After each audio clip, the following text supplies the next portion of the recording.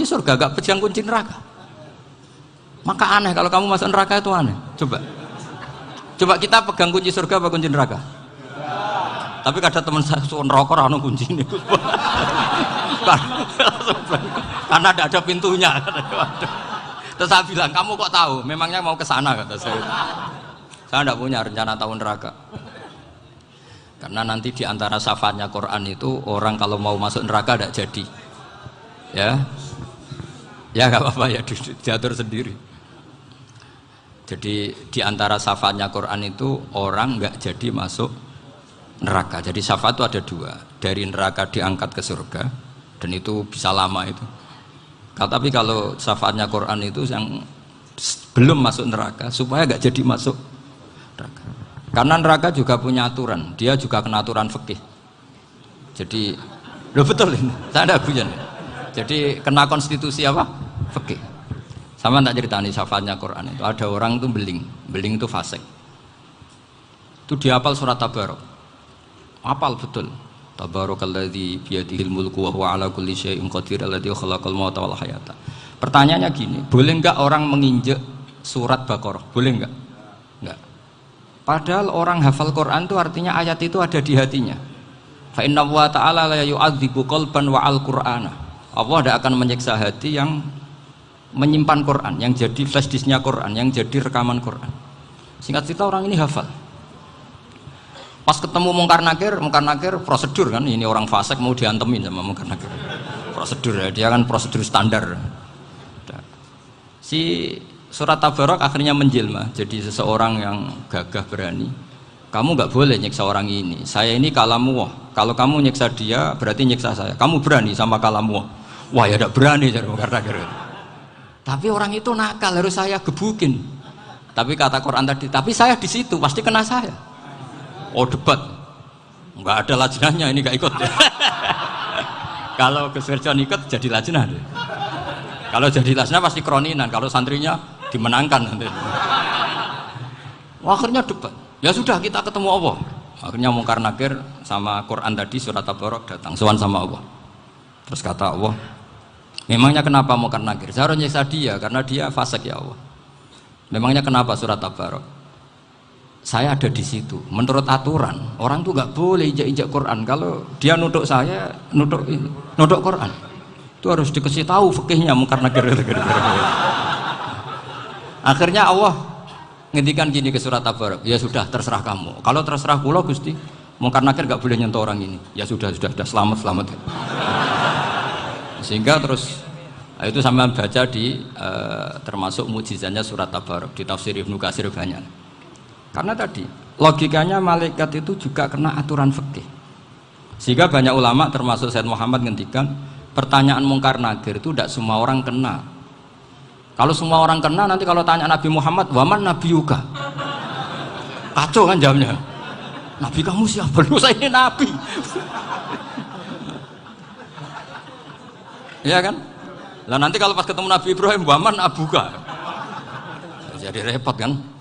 Makanya ada kiai yang guyon kalau ditanya marab buka, saya ini guru tauhid sembrono. Saya ini ngajar Ummul Barohin, kamu tanya marab buka.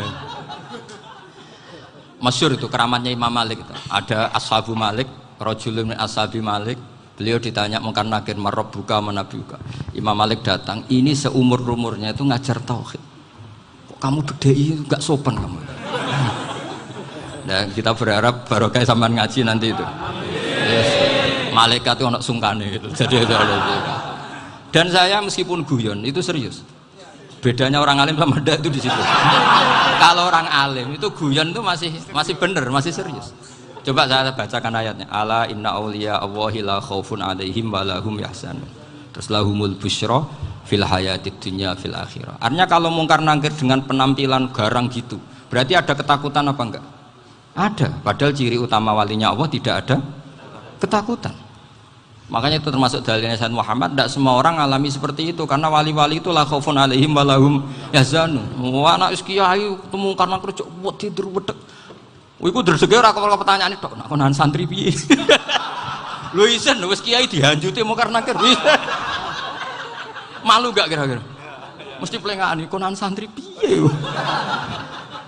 Nak jawabannya gampang karena pernah ngajar tauhid. Makanya Sayyidina Ali ini cerita ini ada di kitab Nurul Dzolam. Sama lihat di kitab Nurul Dzolam karangannya Syekh Nawawi Banten. Itu Sayyidina Ali itu ya, andekan orang biasa mungkin ya agak-agak hasut, tapi ini wali gak boleh kamu katakan hasut. Dia itu mangkal sama Umar. Orang kok setiap orang pernah dibentak. Apa dia berani bentak Munkar Nakir? Penasaran dia. Bagaimana kerengnya Umar itu berlanjut enggak gitu kira-kira. Akhirnya minta, ya Allah saya minta kasyaf. Ya karena yang minta Sayyidina Ali karena mau wajah dituruti sama kasyaf. Dilihat Sayyidina Umar pas meninggal itu. Jadi hasud itu ya kadang penting asal baik.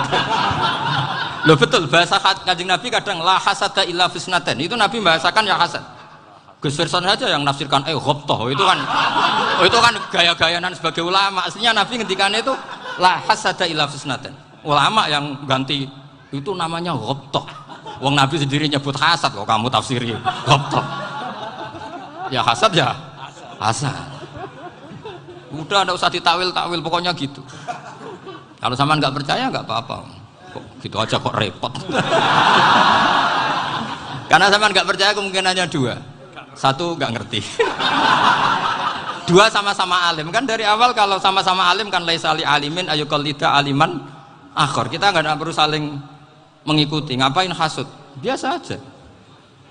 Akhirnya Sayyidina Ali kasar. Pas Umar bangun, setelah mati kan bangun, setelah meninggal bangun. Munkar Nakir datang dengan perang yang sangat garang. Itu digambarkan Sayyidina Ali matanya itu kal kidril ghali. Kayak apa? Kendil yang apa? Menganga. Wah, seru. Sayyidina Ali senang, paling takut ini Umar. Senangnya bukan main, wah ini mesti takut Umar. Biasa. Ternyata enggak, Umar malah bangkit. Woi, Munkar Nakir dia. Kamu tahu menghadapi siapa? Itu betul ya? Kamu itu menghadapi temannya Ahabbal Khalqi ilallah. Yang diandalkan temannya bukan dia. Kamu tahu yang kamu hadapi, saya ini teman kekasihnya Allah. Jadi boleh kamu mengandalkan Mbak Virjon. Tapi nanti resikonya Munkar Nakir tanya, itu Virjon siapa? Wah itu masalah kan. Makanya syaratnya wali itu harus ma'rufun fis sama. Di langit sudah populer. Makanya dulu ada orang yang saking seninya Abdul Qadir ditanya apa saja jamnya Abdul Qadir Al-Jilani itu aman karena beliau populer. Makanya program kita harus populer dulu di langit. Nah, itu nanti kalau dicatut oleh santri-santri nggak apa-apa. Kalau nggak populer nanti ditanya, itu siapa? Masalah ini. Umar itu yang dibanggakan itu, kamu tahu saya siapa? Ya enggak tahu. Saya ini temannya kekasihnya Allah. Temannya Muhammad. Iya Muhammad Rasul. Wah mikir waduh. Repot. Loh di dunia aja gitu kan temannya presiden, temannya panglima, apalagi ini temannya Sayyidul Awalin wal Akhirin. Di dunia aja bilang temannya presiden, menteri orang sudah takut, apalagi ini temannya Sayyidul Awalin. Hanya Munkar Nakir terus konfirmasi sama Allah, gimana ya Allah ini ngadepi. Sebetulnya yang diandalkan itu temannya, bukan dia. Wah, akhirnya sama Allah dibilang, ya bu, ya sama seorang seperti itu bu yang sopan. Terus semenjak itu Munkar Nakir itu nggak selalu berpenampilan seperti itu sangat. Jadi semoga itu konsisten sampai nanti. Jadi kamu kalau ingin nggak takut Munkar Nakir jadi wali dulu. Karena syaratnya tadi hanya wali sing la khaufun alaihim walahum yahzanun lahumul busyra fil hayatid dunya fil akhirah. Jadi orang itu kalau ngaji itu harus khatam. Jangan semuanya kena pertanyaan. Dan kalau semuanya kena pertanyaan nanti repot. Kalau Nabi Muhammad ditanya waman Nabi juga. Nabimu siapa? Lu kan terus jadi aneh. Jadi makanya ketika Sayyid Muhammad semua ulama lah, nggak ada am kecuali ditaksis, kecuali sifatnya Allah. Misalnya bikulli syai'in alim ya benar-benar bikulli syai'in. Tapi kalau am semuanya pasti ada taksis, meskipun dalam muhawarah muhadasah biasa. Misalnya contoh gampang, istri kamu baru seneng kamu, mas nak pengen apa-apa aku lapor aku, gak apa-apa mas, mesti aku seneng sama lapor. Iku dia aku pengen wayo. Wah langsung jadi apa wae. Mesti apa wae maksudnya kecuali itu gitu. Padahal kalau ngomong mas sampean ingin apa saja tak dukung. Sampean bilang pengen iku wayo. Kira-kira disetujui apa enggak? Sama seperti kita kalau punya teman akrab, wes nang omahku gak apa-apa, anggap aja omahmu dhewe. Terus mlebu-mlebu kamar. Jadi tidak ada am kecuali di ditaksis. Artinya kalau ada cerita bahwa orang mati pasti ngalami ditanya mungkar nangkir, itu pasti ada am yang ditaksis. Itu pasti tidak dialami para anbiya, para auliya. Karena ciri utama wali itu la khaufun alaihim walahum yahzanun. Kemudian saya yang mau cerita ya, supaya sampean bisa menghadapi dunia global ini, tak bawa tafsir Munir termasuk tadi. Kenapa orang Islam, Rasulullah SAW itu lebih senang kalau yang menang itu orang Nasrani Romawi, ketimbang yang menang itu orang Faris, dalam hal ini ateis. Karena orang ateis itu lebih ngeri. Sebetulnya beberapa penemuan sains, terutama di ilmu medis, itu orang Amerika, kayak cloning. Tapi orang Amerika itu masih dilarang oleh gereja untuk mengaplikasi. Karena nanti bayi cloning itu dipakai suku cadang. Di Amerika masih ditentang oleh fatwa-fatwa agama, baik Islam maupun Kristen. Tapi di Cina itu dipraktekkan, karena nggak ada halangan agama. Di Cina itu biasa ada kondom diolah lagi jadi alat-alat aksesoris. Di Amerika tidak ada karena masih ada agama, masih ada larangan. Sehingga orang Islam itu lebih takut kalau yang menang itu Persia, karena terus cara berpikir ternyata Tuhan itu udah ada, langit nggak ada perannya. Jadi ketika yang menang Nasrani masih berpikir itu pertolongan Tuhan, meskipun mungkin cara mengatakan Tuhan beda dengan kita. Tapi ada satu kesamaan bahwa kekuatan samawi itu ada. Jadi disebut hulibatir rum fi adnal ardi wa hum mim ba'di ghalabihim sahlibun. Di sini diterangkan oleh Syekh Nawawi supaya kamu tidak salah paham. Sebetulnya kamu katakan misalnya wah itu paham liberal, sebenarnya saya tidak tersiksa. Cuma takut yang mengatakan seperti itu cek goblokir atau ngaji gitu. Itu aja masalah saya. Ini saya baca ini karangannya Syekh Nawawi, karena tadi kata Mbak Firjon ngaji itu harus sama orang yang bersanad. Saya ini kalah sama beliau itu berkali-kali. Secara nasab saya harus manggil Mbah. Secara silsilah ilmu saya juga kalah lagi. Saya sering disewani sama cucu-cucu Syekhona Khalil. Kiai Siddiq itu termasuk murid dekat beliau, Syekhona Khalil. Kalau itu berarti kan Gus Wirjon, Ahmad, terus Mbah Siddiq. Mbah Siddiq ngaji Syekhona Khalil. Syekhona Khalil itu pernah ngaji langsung sama Sayyid Zaini Tahlan. Berarti beliau dari Sayyid Zaini Tahlan itu baru generasi kelima. Sementara saya itu sudah ke-7 atau ke-6. Saya, Mbah Mun, Mbah Karim misalnya, Mbah Hashim, Mbah Mahfud Termas, Sayyid Abi Bakar Sato yang ngarangnya Anatul Thalibin, baru Sayyid Zaini Tahlan. Berarti saya ke-7, kalah lagi. Tapi untuk jadi wali biasanya cepat saya. Karena syaratnya jadi mbah itu ngalah demi putu. Jadi kalau beliau ngotot, saya dulu Gusti, saya mbahnya. Wah itu mbah yang nggak baik. Pasti jatahnya dikasihkan apa? Cucunya dulu.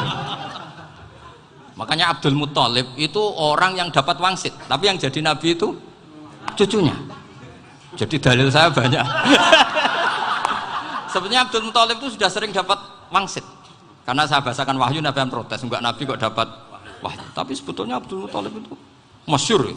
Kalimat-kalimatnya menunjukkan bahwa beliau itu sudah dapat wahyu kalau nanti cucunya itu jadi apa? Nabi. Makanya senangnya bukan main Abdul Muthalib sama Rasulullah. Putu seneng, mbah seneng putu. Jadi mungkin, jadi sampean enggak usah protes loh. Yang jadi wali kok cucunya. Dulu betul. Dulu Mbah Hamid Pasuruan itu kalau Mbah Ahmad Siddiq ke sana, Mbah Hamid Pasuruan kalau manggil Mbah Ahmad Siddiq itu paman. Tapi pamannya minta ijazah ke ponaan. Apa ya gara-gara itu memang.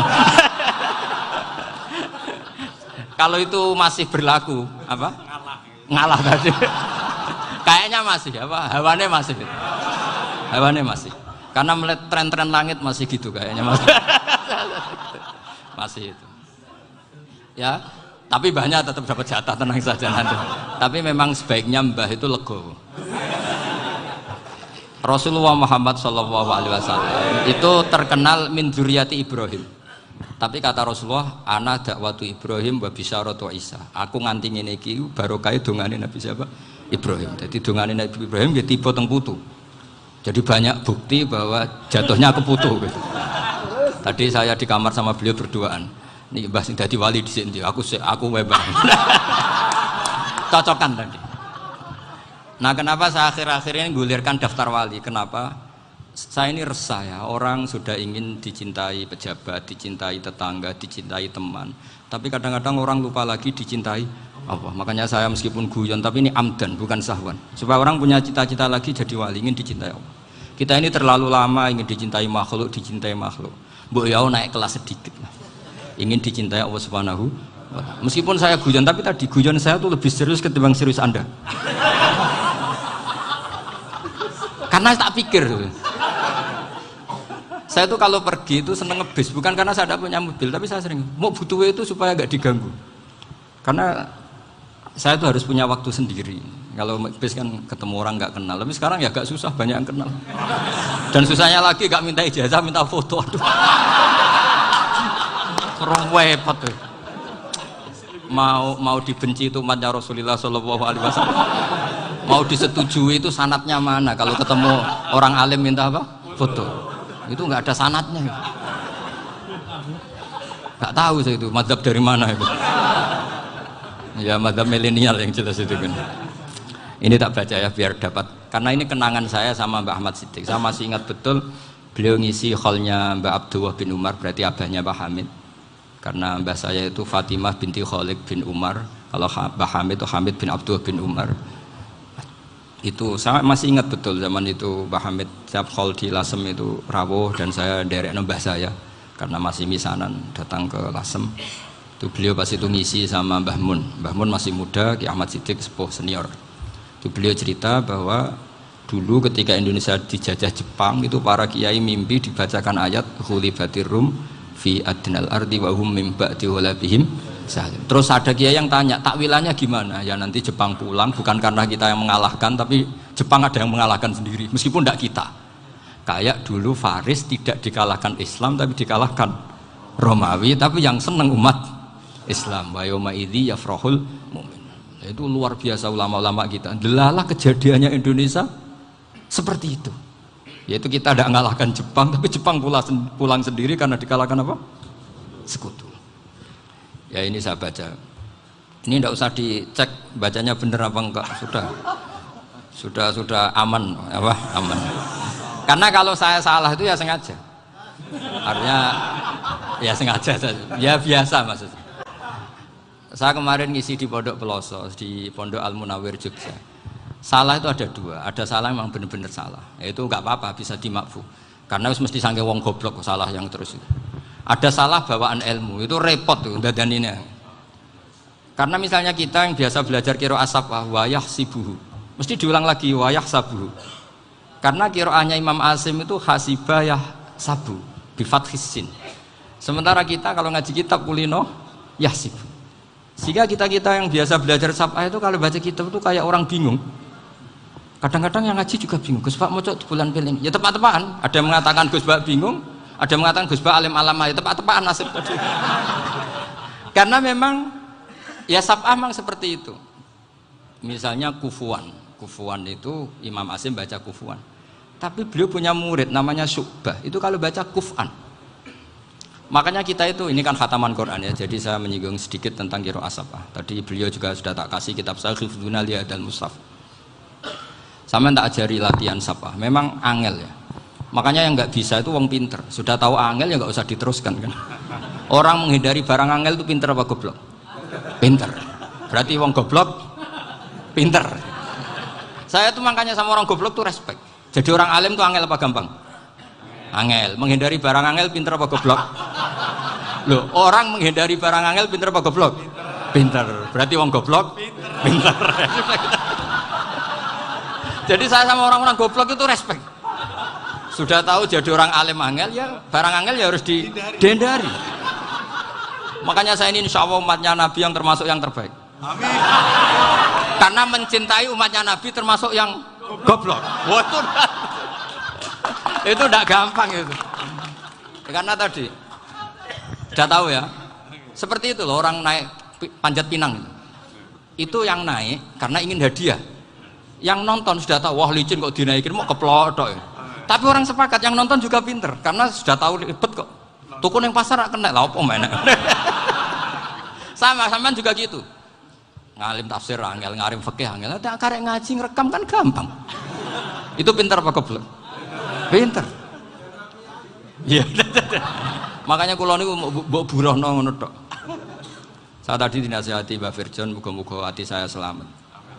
Saya itu meskipun kata orang banyak, muhibbin saya banyak, tapi saya insya Allah tidak riya. Saya itu pakai kitab namanya Tasbitul Fuad, itu karangannya Said Abdul Al-Haddad. Ketika beliau punya muhibbin banyak ditanya, bagaimana ya Habib Anda menjaga hati Anda? Jamnya Said Abdul Al-Haddad itu unik. Innama azzamu Allah. Mereka itu sebenarnya menghormati Allah. Cuma butuh sarana, dan itu saya. Jadi saya tahu sampean semua itu mencintai Quran, mencintai sunnah Rasul, mencintai hadis-hadis Rasul. Cuma sampean kan karena nggak paham, terus manfaatkan saya. Jadi sebenarnya saya ini korban. Korban. Jadi saya mau riak gimana? Korban kok mau. Bangganya di mana tuh? Coba sampean misalnya ngaji tafsir, belajar sendiri kan susah. Terkibnya susah, maknanya susah. Bahkan beli kitabnya kadang nggak kuat.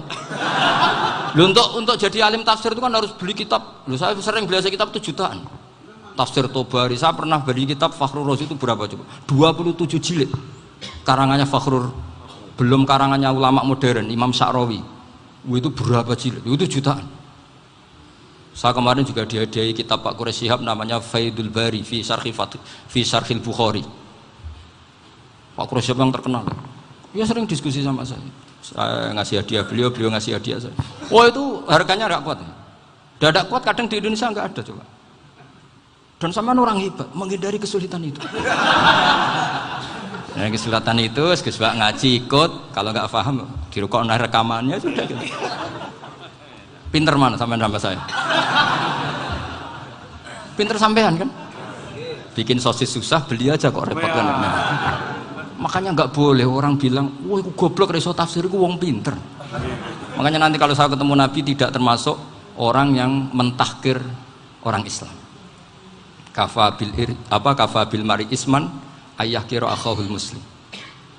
Jadi cukup orang itu dosa kalau menyepelekan orang Islam, termasuk darani sampean goblok itu dosa. Caranya nggak darani goblok ya tadi di logika tadi. Alim itu angel, gendari angel itu pinter, berarti wong bodoh pinter ya sudah gitu. Tapi tetap bodoh. Tapi ini satu cara untuk saya respect gitu. Coba orang yang ngaji tafsir saya banyak, mungkin ribuan. Itu sebetulnya mencintai Quran. Karena Quran adalah kitab suci yang panduannya umat Islam. Sangat mencintai Quran. Terus kemudian mereka nggak paham. Terus mencari orang yang memahamkan. Burohno lah cara jawabannya. Terus keren saya itu di mana coba? Lah terus mereka kurang ajarnya gini, kalau paham itu ya alhamdulillah paham. Kowe nak ngaji Gus Bae ngono tok. Tapi nek ora paham, ora nyalano akale. Mari Gus Bae nerangno cepet, mulane gak paham. Ora kok nyalano teke sing lelet. Maksud kan masyaallah naudzubillah tenan. Sebetulnya tingkat kurang ajarnya tinggi Gus sebenarnya. Jadi kalau nggak paham itu kadang nggak nyalahno uteke. Kayak mau misalnya, mau mari mikir ra jelas. Padahal misalnya jelas ora mesti paham, bodoh. Paham? Jadi kata Said Abdul Haddad, innama azzamu Allah. Sebenarnya mereka itu sangat menghormati Allah. Makanya kita nggak perlu mengatakan wasilah itu kafir, nggak akan. Karena orang tawasul sama Rasulullah itu ingin dapat ridhonya Allah lewat orang yang dicintai Allah. Kita mencintai wali sebenarnya, wah itu kekasih Allah. Kita mencintai itu karena mencintai Allah. Sama seperti gini, kamu mencintai kangkung apa enggak? Sebenarnya sama sekali enggak. Tapi kamu ingin sehat, ada asupan gizi. Kamu ingin tubuh kamu sehat, butuh asupan gizi. Kemudian kamu makan kangkung. Apa terus kamu cinta kangkung kan enggak? Cinta kesehatan kamu sama. Orang yang mencintai saya sebenarnya ingin kepuasan rohani. Saya kan termasuk kiai yang torekonya gampang. Ini swarga kan akhirnya penggemarnya banyak. Coba kalau kamu ini neraka. Wah, jadi sebetulnya Anda mencintai kepuasan Anda sendiri. Nah, saya ini korban. Makanya untuk masuk surga cepat saya, korban itu cepat. Da'watul mazlum la turaddu kan gitu. Laisa bainahu wa bainallah hijab. Jadi saya kalau dongo langsung seret langit. Karena mazlum. Saya sinau tafsir itu, Pak, sampean bayangkan ada tafsir itu sudah 27 jilid. Sing ngarang Fakhrul Razi itu bulatnya bukan main. Karena dia ahli filsafat. Bulatnya Masya Allah. Sudah gitu sinau Jalalain kadang dikomen oleh Sawi. Sudah kita percaya Jalalain boleh dibully Sawi. Percaya Sawi dikandani, oh iku Maliki rasa ribet. Sudah gitu sinau Qurtubi, sinau tafsir Tobari itu susahnya. Belinya susah, belajarnya susah. Padahal saya punya keluarga, punya istri, punya anak. Bayangkan kalau istri saya rewel kayak istri sampai. Wah itu, tapi alhamdulillah enggak. Sama sekali enggak. Allah sudah milihkan, wah ini bahaya kalau punya istri rewel. Imam Sibawai itu kitabnya banyak, tapi yang terbukukan hanya kitab Sibawai. Karena beliau kalau sudah belajar lupa istri. Hanya pas beliau di pasar, kitabnya dibakar semua sama istrinya. Karena dianggap saingannya. Ternyata yang dicerai tidak kitabnya, malah istrinya. Itu Imam siapa? Sibawai. Tapi alhamdulillah kitab saya nggak terbakar, aman. Saya teruskan ya. Jadi untuk menjaga riya dilatih innama azzamu Allah. Sebenarnya mereka itu menghormati, sehingga wasail-wasail itu sebenarnya nggak pernah jadi subjek pelaku utama, tetap Allah. Sebab itu kata Sayyid Muhammad, kamu kok mengatakan wasilah itu kafir itu gimana? Ketika innallaha qad ba'atsa lakum taluta malika. Talut itu ya manusia. PD-nya itu apa? Inna ayata mulkihi ayyatiyakumut tabut fihi sakinatum mir rabbikum wa baqiyatum mimma taraka alu Musa wa alu Haruna tahmiluhul malaika. Jadi beliau PD itu kalau bawa sunduk semacam peti sakti, sing di situ ada baqiyatum mimma taraka alu Musa wa alu Haruna tahmiluhul malaika. Ya kayak semacam jimat. Tapi saya bukan mensyariatkan jimat enggak, karena nanti banyak penjual yang pembohong juga gitu loh. Cuma cerita, kamu tidak usah mengatakan kafir. Dulu Talut PD-nya kalau bawa sunduk semacam peti kesaktian yang di situ ada baqiyatum mimma taraka alu Musa wa alu Haruna tahmiluhul malaika. Sehingga Khalid bin Walid meskipun beliau sahabat dan menyaksikan wajah Rasulullah SAW, itu bawa sya'aratun min sya'aratihi Rasulullah SAW, bawa rambutnya Nabi. Perang kemana-mana itu diletakkan di pecinya. Nanti sama tanya lagi, masa pakai peci Khalid bin Walid itu? Wah panjang, sampai itu repot. Sampai tak warai ngaji usul fikih. Usul fikih itu kalau ngaji itu ada istilah tangkihul manat. Ini mesti ini wilayah yang kita bisa berdebat sama Mbah Firjon. Dulu itu musuh saya karena saya makili Anwar, beliau makili Peloso. Tapi tahu-tahu kalah tua terus saya mengundurkan diri. Di fikih itu ada istilah, ada tangkihul manat, ada tahqiqul manat, ada tangkihul manat. Tangkih itu kira-kira gini, lafadz hadis itu dibuang sekian untuk tahu bahwa itu madarul hukmi. Misalnya gini, tak beri contoh paling gampang. Sama harus paham, kalau nggak paham nggak pinter-pinter. Ja'a a'rabiyun ila Rasulillah sallallahu alaihi wasallam. Ya karena ini menghormati Mbah Ahmad Siddiq, saya orang alim, jadi ngaji ini tetap ada suasana alim. Ya harus ada suasana alim. Nggak perlu jadi orang alim tadi, susah. Sudah ngindari susah itu pintar. Sudah itu aja. Jadi orang alim susah, ngindari barang susah pintar. Berarti orang tidak alim pintar. Nah, meskipun tetap sudah kita itu pegangi sampai mati nanti. Loh, jadi orang alim itu repot. Itu kata Imam Ghazali, kalau orang alim kalau mau masuk surga itu sama Allah nggak boleh. Kif, kamu nggak boleh langsung masuk surga. Coba cari umat kamu, syafaati dulu.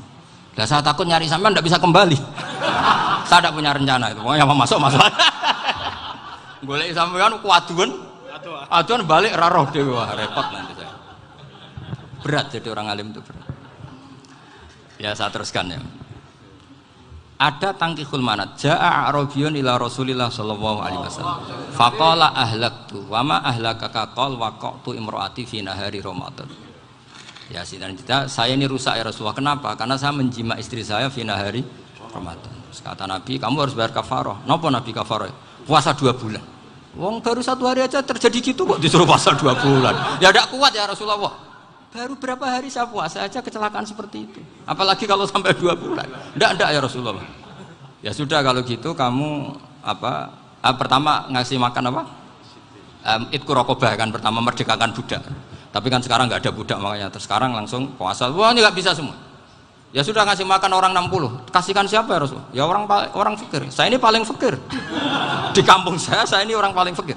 Jadi mulai dulu orang fakir itu hubungan suami istri itu paling lancar. Mulai dulu. Makanya orang fakir itu anaknya banyak. Karena hiburannya hanya itu. Wong Ramadan aja. Coba mau ke ATM nggak punya uang, mau antri di bank nggak punya, mau apa coba?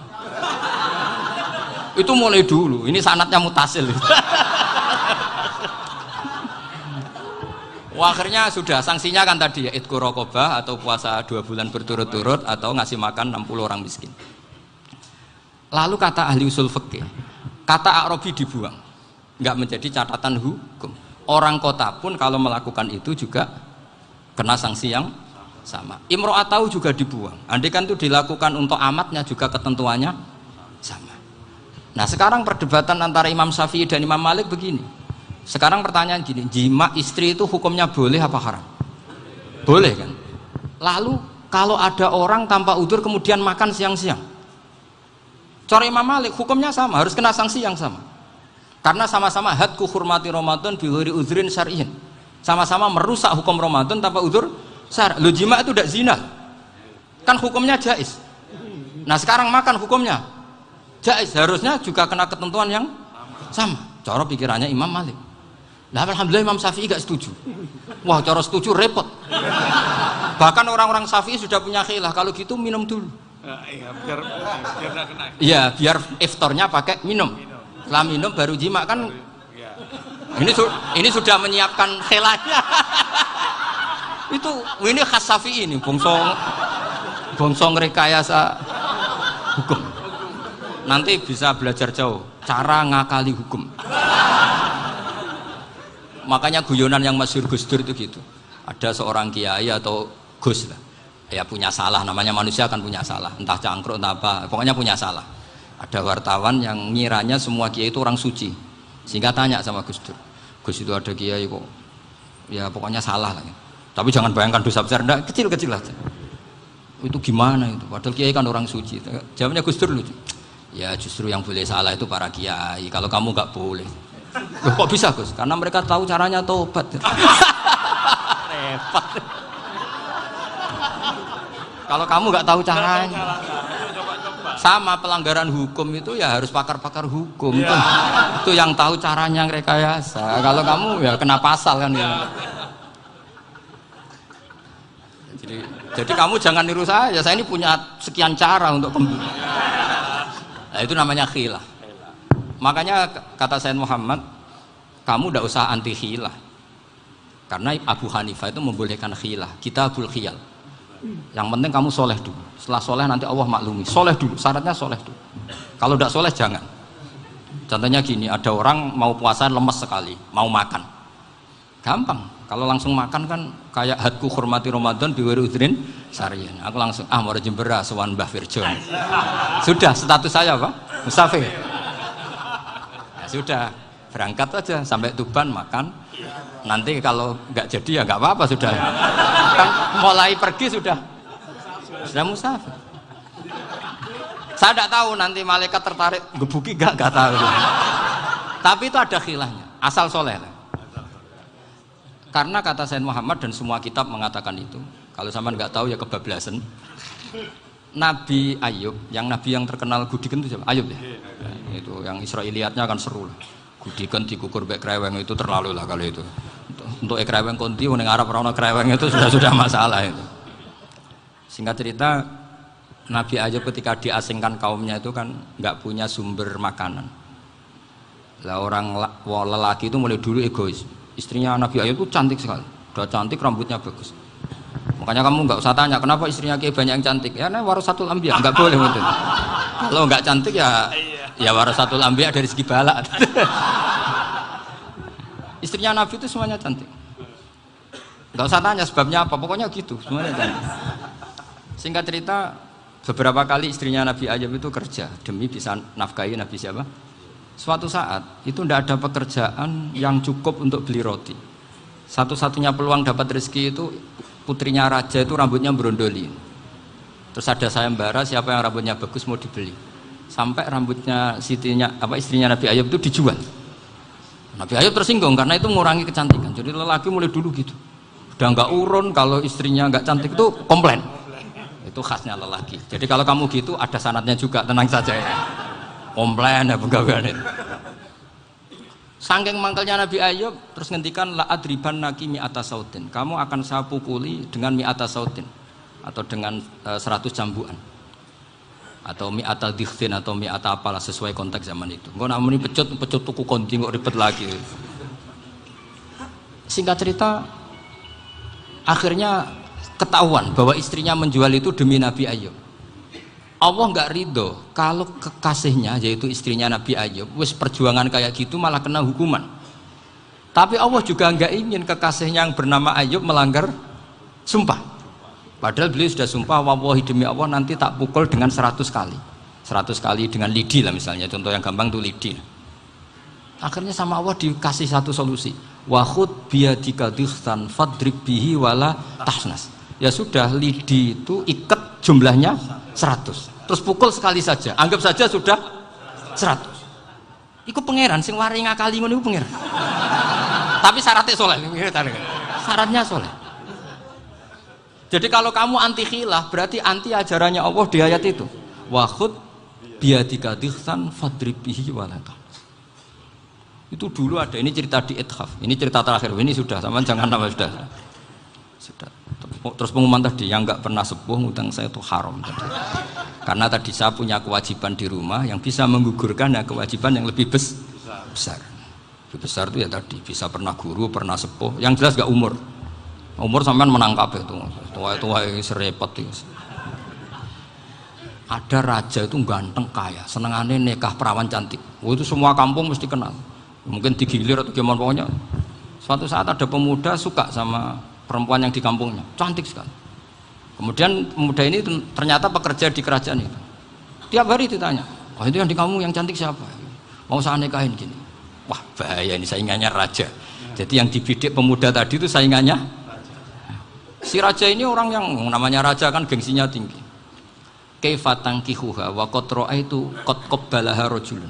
Kok mbok nikah piye? Saya tuh pernah melihat dicium lelaki. Wah, gak mau. Gak gelem wis kadung ditambung lan waqat qabbalaha rajulun. Saya pernah melihat sendiri qabbalaha rajulun, dicium oleh lelaki. Wah, sudah gak minat raja langsung gak keren. Suatu saat pemuda tadi nikahi perempuan itu. Rajanya marah-marah, kamu lelaki gak punya harga diri gini. Gak punya selera, gak punya harga diri, sudah pernah dicium orang kok tetap dinikah. Bilang ke raja, takrif manir rojul, lelaki itu siapa? Abuha. Kamu tahu lelaki itu siapa? Sopo? Abuha, bapaknya. Saya kan hanya bilang rojulun, pernah dicium lelaki. Lah pikirannya raja itu lelaki kue-kue yang ini. Tapi butuhnya canom mau rojo ben gak sido, itu aja tuhnya. Baru kayak digulirkan gitu, wakot qabbalaha rajulun. Wah nggak mau. Setelah itu suatu saat pegawainya tadi nikahi perempuan. Kamu nggak punya harga diri gini. Kamu tahu manir rajul apa abuha? Wah nak ngono aku gak popo. Lah monggo sakniki wis bojo kula.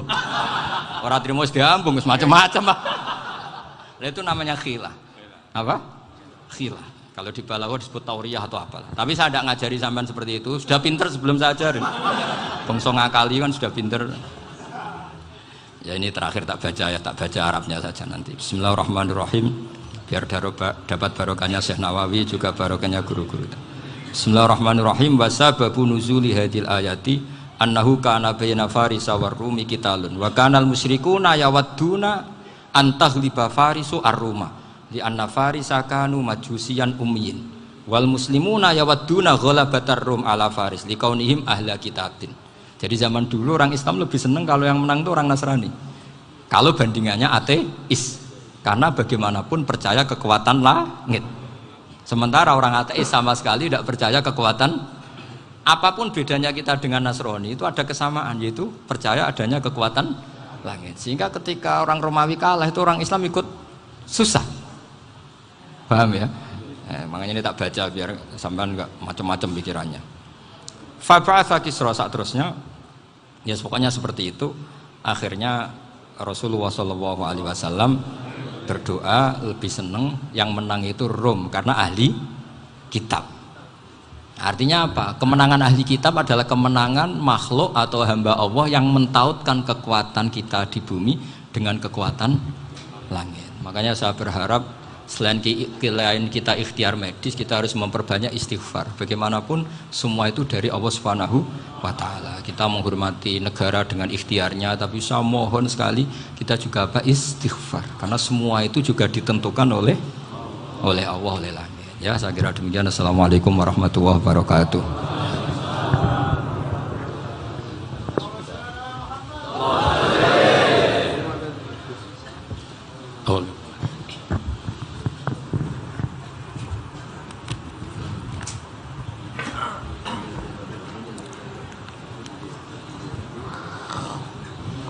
Assalamualaikum warahmatullahi wabarakatuh.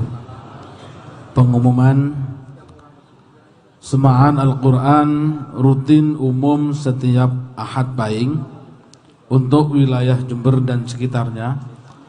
Ahad Pahing ingkang badhe ngelersi tanggal 26 April 2020, insyaallah bertepatan dengan 3 Ramadan 4